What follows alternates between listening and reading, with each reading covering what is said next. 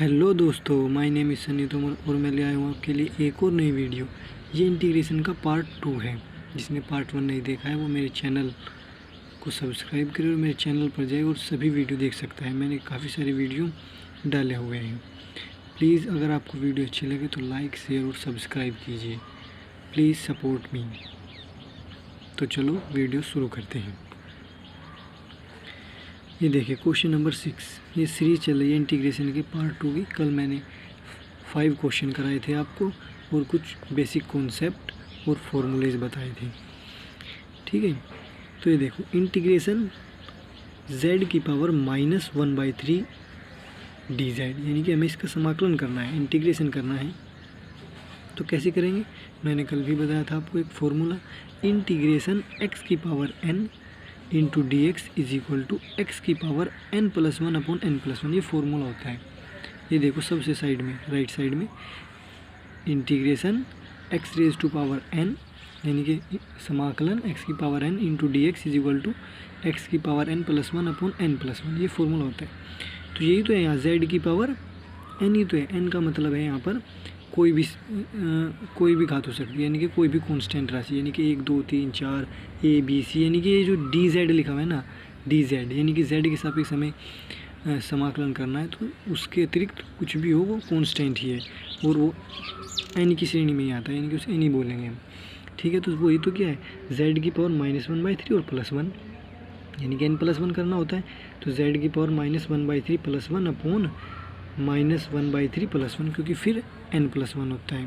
ठीक है, next z की पावर 1 में 1/3 जुड़ेगा 2/3 अपॉन 2/3 और प्लस c। मैंने बताया था c का कॉन्सेप्ट कल, ये c क्यों लिखा जाता है।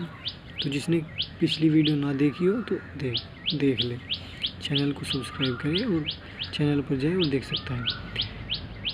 3/2, तो ये 2/3 जो डिवाइड में था वो मल्टीप्लाई में चला गया, 3/2 z की पावर 2/3 प्लस c, और ये हमारा आंसर है। नेक्स्ट क्वेश्चन, इंटीग्रेशन 2 की power x into D x. अब ये भी हमारा फॉर्मूला है, ये integration a raise to power x into D x is equal to a की power x upon log a। ये हमारा फॉर्मूला होता है।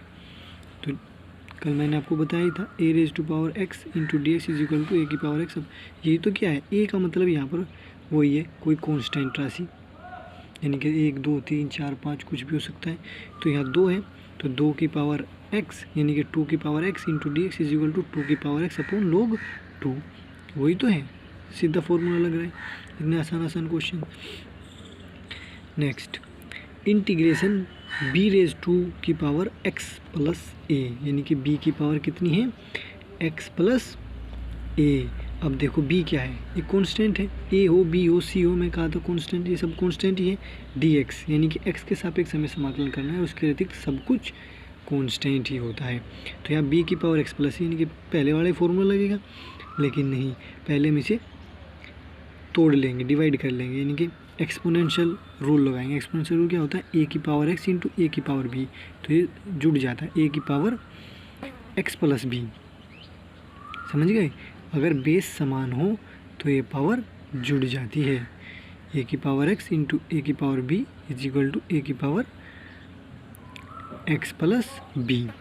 तो ऐसे तो क्या, हमने इसने सेपरेट कर दिया, और ये कांस्टेंट है b की पावर a, क्योंकि इसमें x के सापेक्ष अवकलन करना है, इसमें x है ही नहीं, फर्स्ट वाले फंक्शन में है b की पावर x में, उसमें तो x है, चाहे वो घात में हो चाहे वो नॉर्मल हो। तो ये कांस्टेंट है, से बाहर ले लेंगे इंटीग्रेशन से। तो इंटीग्रेशन b की power x into D x, b की पावर a ऐसे कैसे ही, और b की पावर x का क्या होता है, वही b की पावर x log b और plus c।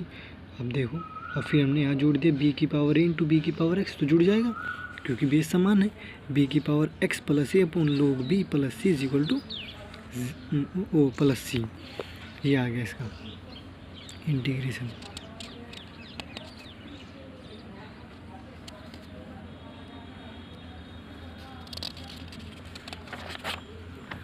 Next,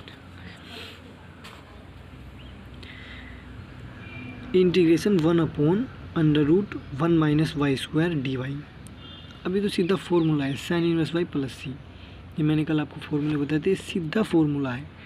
integration 1/√1 - y² d y sine inverse y. और ये NCERT का क्वेश्चन है। नेक्स्ट इंटीग्रेशन 1/4 की पावर -x तो इंटू डी एक्स का समाधान करना, तो इज इक्वल टू इंटीग्रेशन 4 की पावर x। ये भी एक्सपोनेंशियल रूल है, मैंने कल भी बताया था आपको कि जो घात बटे में होती है वो गुणा में चली जाती है, जो गुणा में होती है वो भाग में।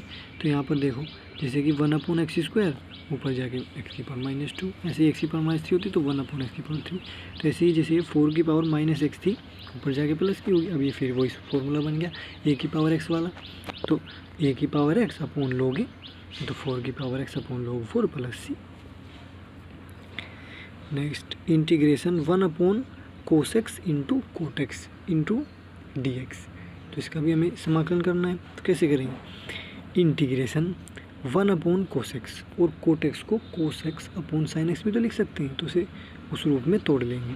तो cos x upon sin x लिख लिया इंटू डी एक्स। फिर integration sin x upon cos square x, ये sin x जो डिवाइड में था ऊपर जाके इंटू में चल जाएगा sin x upon cos square x। और ये क्या sin x अपॉन क्या बन जाएगा tan x, और जो 1/cos x बटेगा वो sec x में। थोड़ा यहाँ पर एक लाइन काट दिए तो आप समझ जाएंगे I hope. Integration tan x into sec x, और इसका भी सीधा फॉर्मूला होता है sec x प्लस c, ये भी हो गया। नेक्स्ट इंटीग्रेशन x की पावर 6 - 1/x प्लस e की power x plus 3 into D x. अब इसे कैसे करें? अब इसमें देखो कितने सारे पद हैं। अब जो ये माइनस प्लस प्लस से जुड़े हुए हैं तो इन्हें हम सेपरेट कर सकते हैं, जैसे मैंने किया है। तो इंटीग्रेशन x की power 6 into D x minus integration 1/x into D x plus e की power x into D X, और यहाँ पर 3 बचा e की पावर x के बाद, तो 3 तो कांस्टेंट है तो 3 बाहर ले लेंगे, इंटीग्रेशन 1 इंटू डी एक्स। तो प्लस और माइनस में जब कोई दो पद होंगे तो उन्हें हम सेपरेट कर सकते हैं, ये इंटीग्रेशन का रूल है, ठीक है। ऐसे ही अब x की पावर 6 क्या है, ये भी मैंने कल बताया था, वो ये x की पावर n। तो x की पावर 6 + 1 अपॉन 6 + 1 माइनस 1/x का सीधा फॉर्मूला होता है log x, e की पावर x का e की पावर x, ये भी सीधा फॉर्मूला, और 3 और 1 इंटू डी एक्स, इनके कॉन्स्टेंट का अवकलन x होता है, x और प्लस c। अब इसे सोल्व कर लेते हैं। x की power 7 upon 7 minus log x e की power x plus 3x plus c, answer ये हो गया। Next integration tan square x into D x. अब हमें इसका समाकलन करना है, तो tan स्क्वायर x को, अब हमारे पास tan स्क्वायर x का तो कोई फॉर्मूला है नहीं, तो इसलिए हम इसे sec स्क्वायर x में तोड़ लेंगे, क्योंकि sec स्क्वायर x का हमारे पास फॉर्मूला है। तो sec स्क्वायर x माइनस 1, इस फॉर्मूले से ये फॉर्मूला होता है sec square x is equal to 1 plus tan square x। इस फॉर्मूले से हमने निकाल लिया। आई होप ये फॉर्मूला आपको पता होगा। तो अब फिर से माइनस आ गया बीच में, तो हम इसे सेपरेट कर लेंगे, integration sec square x D X और minus integration 1 into D X. और sec स्क्वायर x का सीधा फॉर्मूला होता है tan x, और 1 का भी बताया था मैंने ऊपर भी, x होता है प्लस c, आंसर। देखो कितने सिंपल क्वेश्चन आते हैं।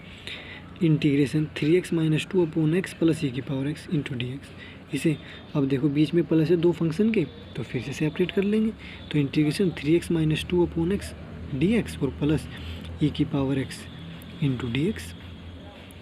फिर नेक्स्ट इंटीग्रेशन, अब इसे 3x - 2 अपॉन x को अलग अलग के बटे कर लेंगे, x को एक बार इसके बटे, x को एक बार इसके बटे कर सकते हैं सभी हम। तो integration 3x upon x minus 2 upon x, ठीक, और प्लस ये तो ऐसे कैसे ही। फिर इंटीग्रेशन, अब देखो x से x कट गया तो 3 बचा, और उसे 3 को हमने कांस्टेंट है तो बाहर ले लिया, क्योंकि हमारा फॉर्मूला क्या है 1 इंटू डी एक्स थे, तो इंटीग्रेशन 1 इंटू डी एक्स, और माइनस वहाँ 2 बाहर ले लिया क्योंकि वो भी कांस्टेंट है। इंटीग्रेशन 1 अपॉन x बच गया डी एक्स, और प्लस e की पावर x का, तो e की पावर x होता है, मैंने इससे पहले बताया था, वो इज इक्वल टू, अब इंटीग्रेशन 1 इंटू डी एक्स का तो x हो जाएगा, और 3 इंटू में है तो 3x, और माइनस 1 अपॉन x का log x, और 2 इंटू में है तो 2 log x, और प्लस e की पावर x का e की पावर x, और प्लस c, ये आ गया हमारा आंसर।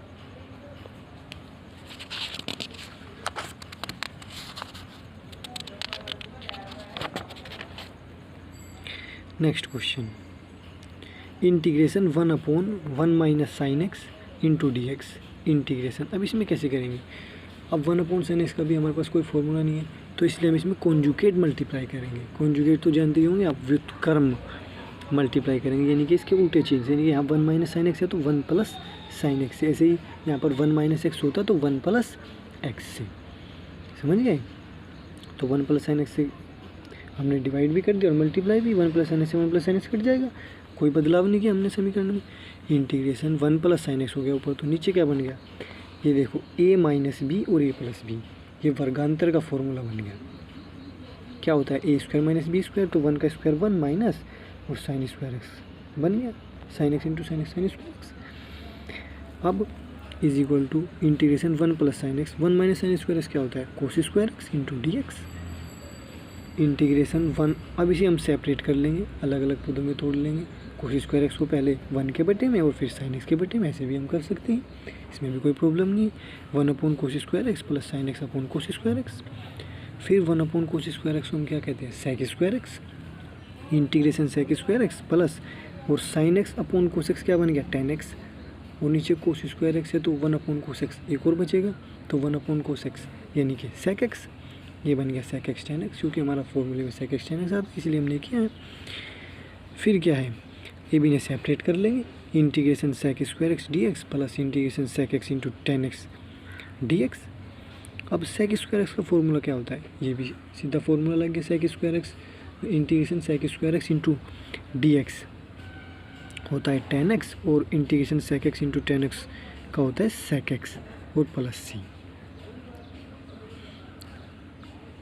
है ना। तो प्लीज़ लाइक शेयर सब्सक्राइब, अगर आपको वीडियो अच्छी लग रही है please support me, please like share and subscribe.